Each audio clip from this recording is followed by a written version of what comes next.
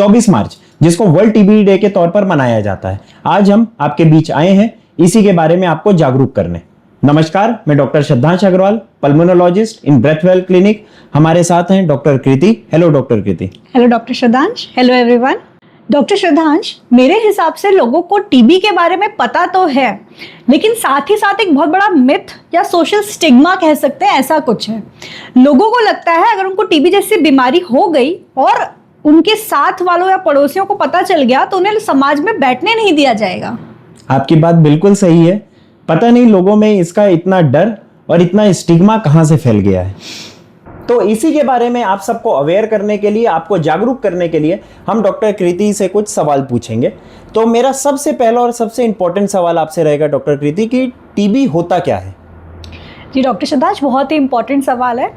TB एक सांक्रमिक बीमारी है, कम्युनिकेबल डिसीज बोलते हैं जिसे। ये इसका फुल फॉर्म है ट्यूबरकुलोसिस। इसको क्षय रोग भी कहा जाता है आमतौर पे। ट्यूबरकुलोसिस माइकोबैक्टीरियम नामक बैक्टीरिया से होता है, जो कि इन्फेक्टेड व्यक्ति के खांसने, छींकने और छोटे ड्रॉपलेट्स के थ्रू आप तक पहुंच सकता है। तो हमने जाना कि टीबी क्या है और टीबी कैसे फैलता है। इसी के साथ मेरा आपसे दूसरा सवाल रहेगा कि टीबी के सिम्टम्स क्या क्या रहते हैं? Very important again doctor Shraddhansh. TB के जो सिम्टम्स हैं वो है लंबे समय तक खांसी, जैसे 14 दिन या उससे ज़्यादा, बुखार आना, हरारत लगना, रात में पसीने के साथ बुखार आना, भूख ना लगना, वजन गिरना और कभी कभी खकार में खून आना। ये इस तरह की इत्यादि सिम्टम्स देखने को मिल सकते हैं। But there is one catch doctor Shraddhansh, लोग ये सब सिम्टम्स इग्नोर कर देते हैं। People think that these are only seasonal infection और उसका अगर सही टाइम पे डायग्नोसिस नहीं बन सकता है, which leads ultimately to a dangerous situation. इसमें एक बहुत महत्वपूर्ण जानकारी मैं ऐड करना चाहूँगा कि टीबी लंग्स तक बस सीमित नहीं रहता है।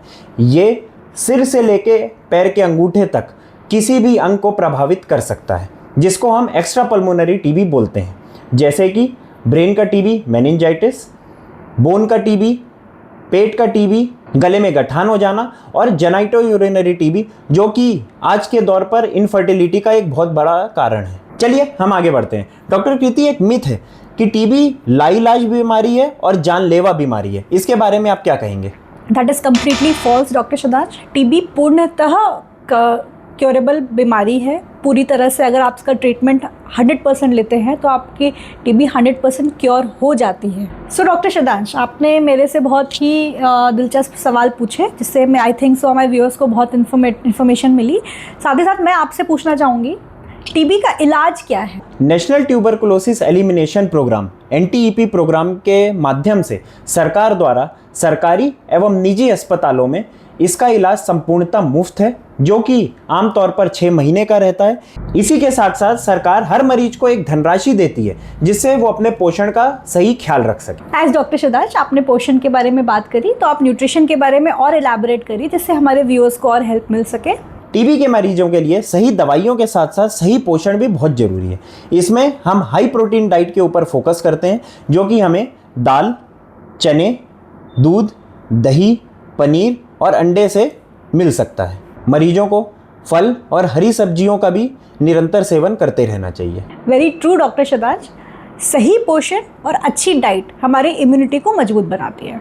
आमतौर पे हमें क्लिनिक्स में ये भी देखने को मिलता है कि जैसे मरीज अपनी दवाइयाँ शुरू करता है टीबी की, तो कुछ हफ्तों बाद उन्हें उनके सिम्टम्स में आराम मिलने लगता है, जिसकी वजह से वो दवाइयाँ डिसकंटिन्यू कर देता है या दवाइयाँ नहीं खाता है। ये करना बहुत ही गलत है, ये बहुत ही गलत प्रैक्टिस है, क्योंकि इससे ड्रग रेजिस्टेंट या MDR टीबी होने का खतरा बढ़ जाता है, जिसका इलाज बहुत लंबा और कठिन भी होता है। हमारे भारत देश में टीबी के मरीजों की संख्या सबसे ज़्यादा है, पर सरकार इसे जड़ से खत्म करने के प्रयासों में पूर्णतः लगी हुई है। इसी में डॉक्टर कृति, आप हमारे व्यूअर्स को बताइए कि टीबी के बचाव के लिए वो क्या करें? That is also very important doctor Shraddhansh. जैसे लंबे समय तक खांसी आती है मरीज को, तो वो अपना रुमाल यूज़ करें या फिर मास्क यूज़ करें। अगर इन दोनों में से उनके पास नहीं है तो इस तरह से अपनी कोनी में खांसें, ताकि ड्रॉपलेट्स आगे पास ऑन नहीं हो। भीड़ भाड़ से बचें, प्रॉपर वेंटिलेशन घर में रखें, प्रॉपर डाइट, प्रॉपर न्यूट्रिशन रखें, स्वस्थ रहें और समय पर अपनी जांच कराते रहें। नमस्कार और जल्दी मिलेंगे एक और नए हेल्थ रिलेटेड टॉपिक के साथ। स्वस्थ रहेगा भारत तो मस्त रहेगा भारत।